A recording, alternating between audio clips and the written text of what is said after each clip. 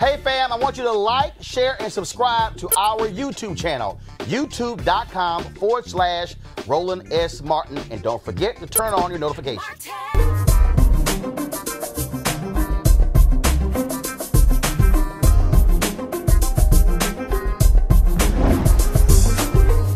As part of our series on the American Worker, in partnership with the American Federation of State, County, and Municipal Employees, also known as AFSCME, we're taking a look at a new report from the think tank, the Center for American Progress. The report is titled, Systematic Inequality, How America's Structural Racism Helped Create the Black-White Wealth Gap.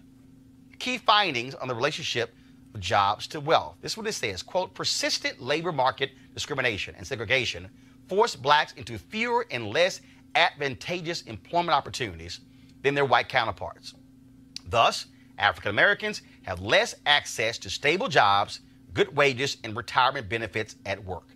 Joining us now is one of the authors of the report, Danyelle Solomon. She's the Vice President, Race and Ethnicity Policy at the Center for American Progress. Danielle, the reason this is so critical is because you got all these white folks running around talking about, look, no discussion about reparations. Let's don't talk about slavery. That was so long ago. I can't believe it. Let's just all get along. Everything is great. All y'all black people got to do is just grab yourself by your bootstraps and just work harder and study.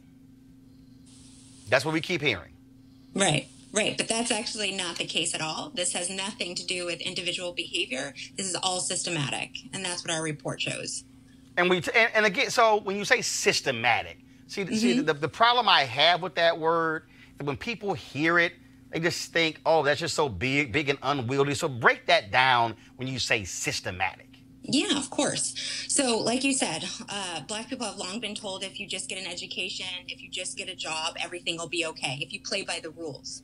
Our report shows that even when you play by the rules, even when you get those protective factors, when you get that higher education, when you get that good paying job, when you purchase a house, you're still unable to build wealth. And wealth is really the best economic indicator for a family or a person's overall economic well-being. Are they able to kind of move through life seamlessly with being able to deal with unexpected emergencies, put their kids through school, retire? And for Black Americans, they just don't have the ability to really build wealth in this country. And that's not due to them not having good paying jobs. That's not for a lack of them trying to buy into the American economic system by purchasing a home.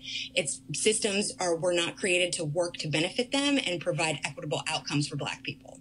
And so when I talk about systems, I'm actually talking about the fact that even when you do everything right, even when you play by these rules that have been set up, they don't bear out equitable returns for Black people. Black people just don't get the same return on investment as white Americans, even when they're doing everything according to the system that is laid out. And so how do you lay out how this can change? And I think about something that I said in the meeting Monday when we met with ABC News, and I said to them, and I've said this publicly, so it's not like, this was anything just to them.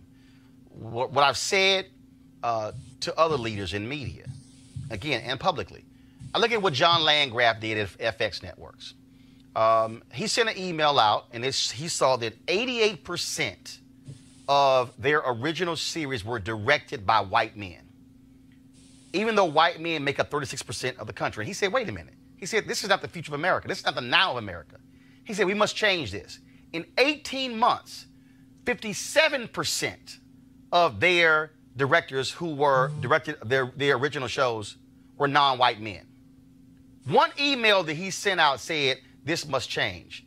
To me, to break down these systems, it's frankly going to require white folks who are in power to say, this cannot continue. Yeah, I think that's exactly right. I mean, one of the reasons we wrote this report last year was to mark the 50th anniversary of the Kerner Commission report. 50 years ago, President Johnson called this commission together to look at the state of America. And the report found at the time that America was moving towards America's two separate societies, one Black, one white. Not equitable at all. And one of the main sources of that, diversion is white racism. And we wrote this report to see if we've actually made any progress. And unfortunately, we haven't. And I completely agree. Part of this will require, and what we call for in the report, is targeted, intentional interventions to actually change how systems are currently working, because they were never intended to work equitably for Black and brown people. And that requires intentional efforts to change like outcomes. And that's going to be a hard thing to do. But if we really want to change and shrink this gap and close this disparity, we're going to have to do that. And that requires white people to come to the table and understand that for Black Americans, that means they may need more.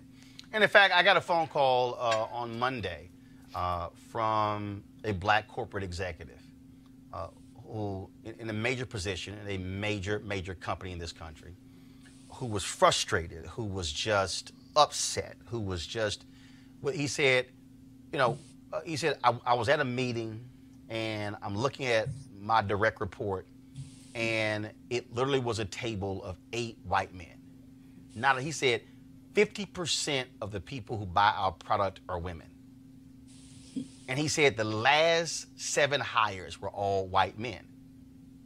That, what you laid out, the lack of stable jobs, those good wages and retirement benefits, the same reason NABJ is calling out CNN for lack of Black executives, because this is it. Because essentially, and again, for the people who are listening, understand, if you're a senior producer, okay, fine. If you are some other position, you're in the $90,000, $100,000, $110,000 category. Well, as you go up, all of a sudden, you're now in the $200,000, $300,000, $400,000, $500,000, $600,000, $700,000, $1 million category.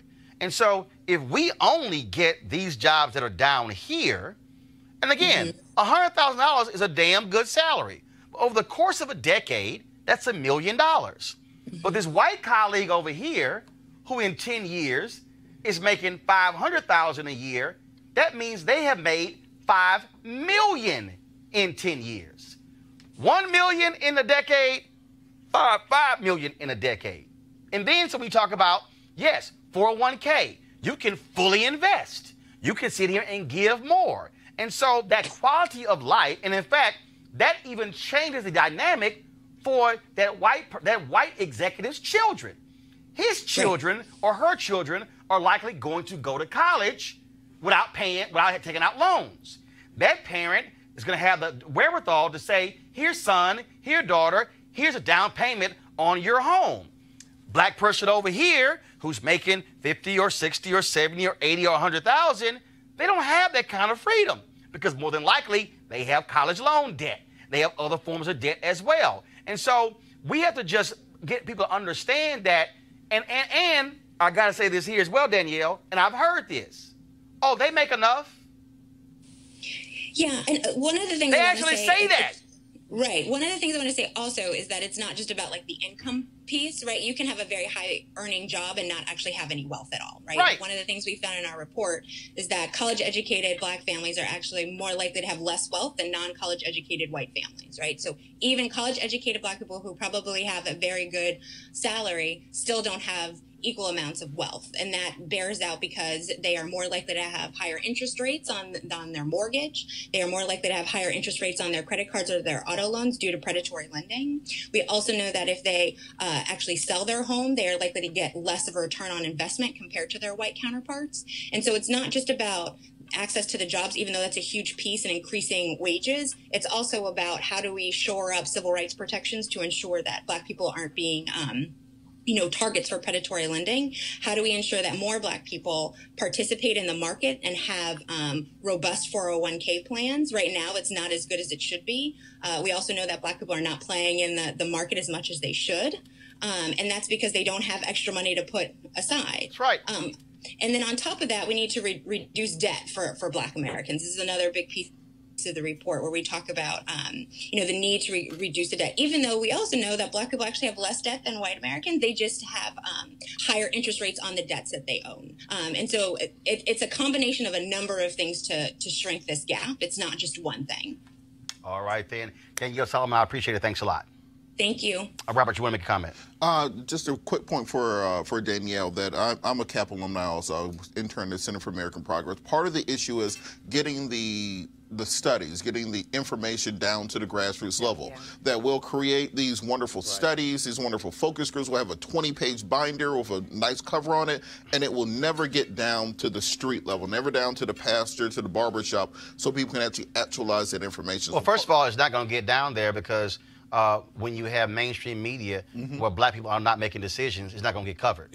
I mean, let's be real clear. Okay, for sure. You're not going to see this discussion on the cable news networks or the broadcast networks. It ain't going to make the cut because, like I said earlier, you got nobody in the room who's saying this needs to be on our air, and then you don't have any host with any power who can say, do the story.